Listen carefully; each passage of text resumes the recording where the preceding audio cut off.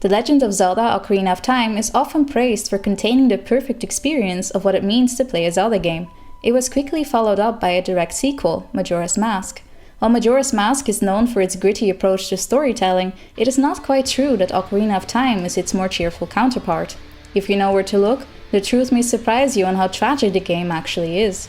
My name is Vortexxy Gaming, and I'll be joining Game Over Jesse in his search for the answer to a question that's been around since the release of Ocarina of Time. Do sages need to die in order to be awakened? After we become an adult in Ocarina of Time, we are told we must gather all of the sages in order to stop Ganondorf. We are told to look in each of the temples for its respective sage. Sariah in the Forest Temple, Darunia in the Fire Temple, Princess Rudo in the Water Temple, and so on. Seems straightforward enough, and at the end of the game they all work together to seal Ganondorf. Happy ending, right? Well, not exactly. Ocarina of Time gives strong evidence that to become a sage you must first die, and that not you, but your spirit goes on to become the sage. This can also be seen in Twilight Princess in the scene showing Ganondorf being sent to the Twilight Realm. All of the sages have a spiritual or ghostly presence with no face. Assuming these are the same sages from Ocarina of Time, it would make sense that over time the spirit would eventually lose all characteristics of its past self, and truly take on a spiritual form, which is why they take different forms outside their respective temple, an example being Reru appearing as an owl in Hyrule. However, for this to be true, Sariah, Darunia, Princess Rudo, Impa, Nabooru, and even Reru must all either be dead or die in the game. After all of that, Ocarina of Time isn't looking so bright and colorful now, is it? This brings up the question though, if a sage dies and their spirit ascends to become a sage, wouldn't that sage remain the sage for the duration of the timeline? After all, a spirit or a soul can't die again, can it? Well, we have evidence to support that this is not the case. An easy example would be the Poe souls in the Forest Temple and in the graveyard. They vanish once defeated, and the same goes for the ghost of Ganondorf, known as Phantom Ganon. Perhaps once a soul or spirit ascends, it can survive until all of its energy or power has been used, giving them enough time to complete their task or any unfinished business they may not have done when they were alive, which is why Dampé's ghost and the Poe brother spirits remain. They need to pass on knowledge before finally resting in peace. I believe this second death can carry over to other spirits as well, such as the sages. I hypothesize that the power span of regular non-leader sages after having been awakened, or in other words, have died and then sent to the Sacred Realm, is extinguished after enough time has passed. This is why the child timeline does not need new sages, while the adult timeline does need a new set of sages. The 7 years in between made the difference regarding the power that the old set of sages held. The ancient sages seen in Twilight Princess were forced to execute Ganondorf for his crimes, but they were not able to overpower him while he held the Triforce of Power. The fact that their leader, the young princess, had not been awakened yet in this era complicated matters further. This set of ancient sages had lost most of their abilities as time has passed, and had to resort to other methods of execution. They were no longer able to access the Sacred Realm to trap Ganondorf, and were forced to use the Twilight Realm, a place they almost considered a trash chute at that point, but a trash chute with no return. The Legend of Zelda shows that seals and magic naturally weaken over time, no matter how much energy was poured into crafting the prison. This is seen in many games. Ganondorf broke the seal in the beginning of the Wind Waker, partially broke the seal during the Imprisoning War, escaped the Twilight Realm in Twilight Princess, and the imprisoned made many attempts in Skyward Sword.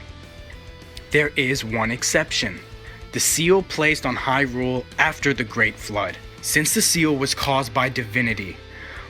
Whether that was the Triforce or goddesses directly is up for interpretation. It was not possible to break it by any mortal means. That is the reason why Ganondorf circumvented the seal. The seal that kept Ganondorf, the King of Hyrule, and the land of Hyrule locked under the sea was never broken. Not until it was reversed by the wish made by the Triforce by the King of Hyrule to wash away the past and to bring hope to a new world onto the sages. Reru is an ancient sage, likely part of the sages seen in Twilight Princess. Since he had been responsible for constructing the Temple of Time during the Era of Chaos, Reru is likely well over a few hundred years old. Interestingly enough, Reru is never witnessed outside of the Sacred Realm. This could have two possible explanations. The first being is that he no longer has a physical form. It had withered away over the years, leaving a spirit behind resembling his old self. The second possibility is that he does have a physical body, but he is not allowed to leave. He has been appointed as the sole guardian of the Triforce and was considered the last bastion standing between evil and the Triforce. Twilight Princess seems to suggest the former, as all the ancient sages are shown as ethereal beings with nothing to identify them other than their crests. The only possibility for Reru to communicate with the outside world is either by summoning others to the Sacred Realm or by conjuring a different form outside. He chose the guise of Kapura Gabora to guide the young Link on his journey, as he had sensed the destiny in the young boy. The appearance of the owl will be considered less intimidating than his real ethereal form.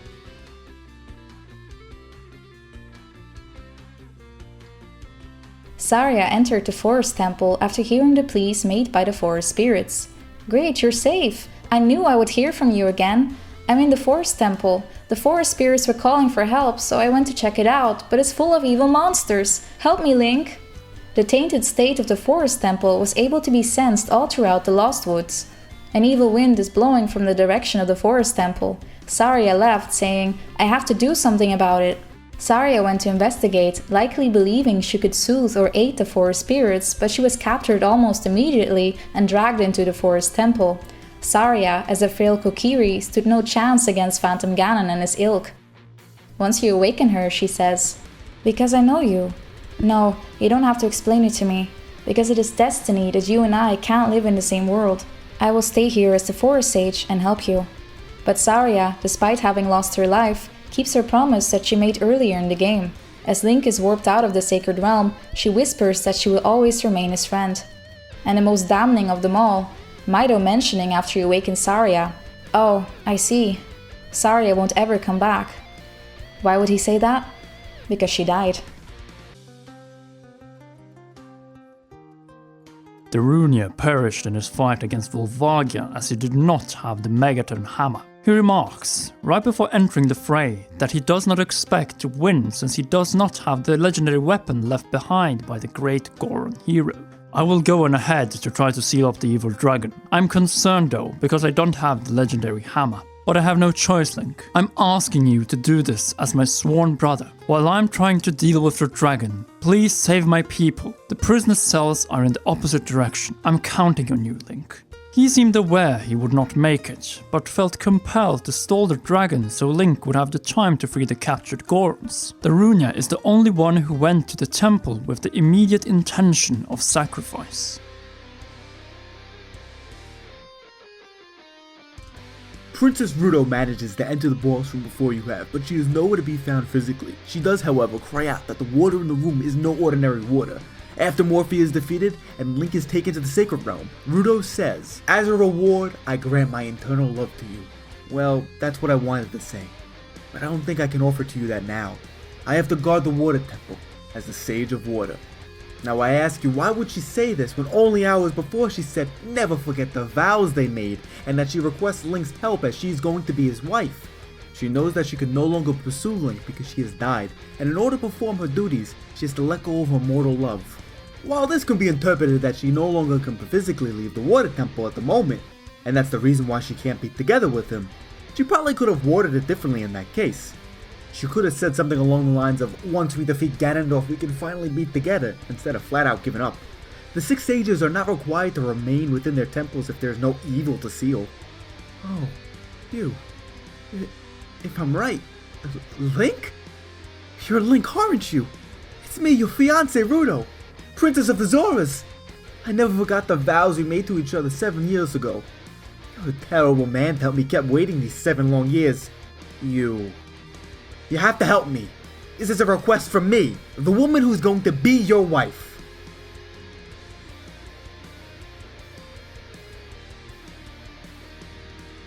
A terrible thing has happened.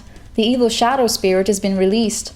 Impa, the leader of Kakariko village, had sealed the evil shadow spirit in the bottom of the well, but the force of the evil spirit got so strong that the seal of the well broke and it escaped into the world. I believe Impa has gone to the Shadow Temple to seal it up again, but she will be in danger without any help.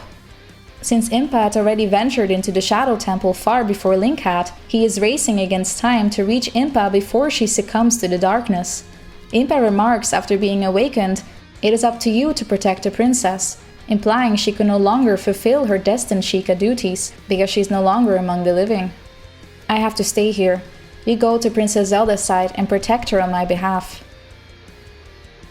Nabooru's fate is the most ambiguous. Twinrova made it very clear that Nabooru was to be controlled, not killed, right before resuming the brainwashing process on Nabooru after she had broken free. Koume and Kotake remarked that they will make her work for the Great Ganondorf. Nabooru is hit in the back by a ball of magic and vanishes. She is not seen until after Link enters the Sacred Realm. One possibility is that Nabooru had been captured by Twinrova and confined by magic. Twinrova intended to brainwash her again after getting rid of the intruder, but they died before they could get to her, causing the magic to implode, possibly killing Nabooru. Nabooru makes no obvious remarks that she might consider herself dead as the others have, no mentions of having to stay behind, and no longer able to be with someone else. This could be a simple case of Nabooru and Link not being close. Sariah was Link's childhood friend, Darunia his sworn brother, Rudo his quote-unquote fiancé, and Impa had been helping Link throughout the game. Nabooru only saw Link once, and she had intended to exploit him to gain the treasure of the Spirit Temple.